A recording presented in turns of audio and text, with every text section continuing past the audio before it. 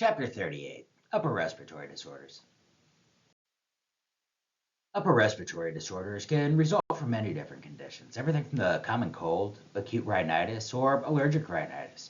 Things like hay fever, pollen, or just normal seasonal allergies. The common cold. Everyone gets it. It has a contagious period of 1 to 4 days before the onset of symptoms, and during the first 3 days of the cold itself. And it's transmitted through contact and touching contaminated surfaces, and then touching the nose or mouth, eyes, any opening. And it also has symptoms of the common cold, everything from nasal congestion, cough, mucus secretions, stuffy nose. Antihistamines. These compete with histamine for receptor sites and prevents a histamine response. They come in several groups. The first generation antihistamines, which usually cause drowsiness, dry mouth, dizziness, fatigue, or the second generation antihistamines that usually have less drowsiness associated with them.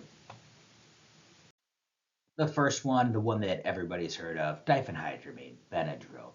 This is used for things like allergic rhinitis, itching, hives, the common cold, sneezing, cough, and even motion sickness. It has contraindications such as closed-angle glaucoma, urinary retention, and severe liver disease, and can interact with other CNS depressants such as alcohol. I want to take a careful assessment of the patient, both for any environmental exposures and triggers, as well as any urinary dysfunction, cardiac or respiratory status, and keep a careful eye especially on hypoxemia and gas exchange. Give the oral form of diphenhydramine with food to decrease gastric distress, and warn the patients to avoid driving a motor vehicle and performing dangerous activities until stabilized. You should also advise the patient to avoid alcohol and other CNS depressants, and suggest things like sugarless gum or candy to deal with the dry mouth. Nasal congestion. This is that dilation of the nasal blood vessels that results in a swelling in the nasal cavity. Nasal decongestants. These take many different forms, everything like nasal sprays, such as over-the-counters like Afrin, nasal drops, tablets. Then they can have side effects such as nervousness, restlessness, and especially rebound nasal congestion if prolonged use. There's a lot of people out there who use Afrin every single day of their lives, just because when they stop using it, their nose stuffs up. It can also have interactions with things like caffeine, MAOIs, and beta blockers. Intranasal glucocorticoids. These have anti-inflammatory properties used to decrease rhinorrhea, sneezing, and congestion, but also have side effects with things like headache, blurred vision, irritated and dry nasal mucosa, hoarseness, nausea, vomiting, and insomnia. Antitussives. These act on the cough control center of the medulla to suppress the cough reflex. And they come in two different types, non-opioid and opioid. Expectorants. These loosen bronchial secretions, allowing the mucus to be eliminated by coughing, having side effects that include things like drowsiness, dizziness, nausea, vomiting, and diarrhea. Sinusitis and pharyngitis. This is inflammation of the mucous membranes of the sinuses. Treated with things like decongestants, acetaminophen, fluids, rest, and antibiotics. It can also be that inflammation of the throat, sore throats, treated with things like saline gargles, lozenges, and increased fluids. Before giving these decongestants, we want to determine whether the patient has a history of hypertension and keep a careful eye again on hypoxemia and decreased gas exchange. When using these nasal decongestants, we want to closely observe the color of the bronchial secretions, teach the patient the proper use of these sprays, and again, teach the patient to avoid prolonged use, to avoid rebound congestion. These patients will become dependent on these nasal sprays as a way to open up their nasal passages.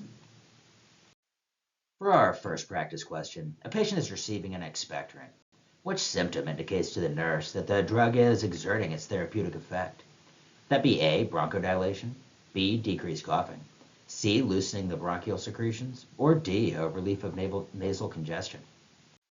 And that answer is going to be C, loosening the bronchial secretions. For our second practice question, this is a select all that apply. The nurse is teaching an older adult patient about guanfacine. Which information is appropriate to include in this teaching? That be A, take the drug with a glass of water, B, read labels on over-the-counter drugs and check with a healthcare provider before taking cold remedies. C, take the drug at bedtime. Or D, advise the patient to contact the healthcare provider if the cough persists for more than 2 days.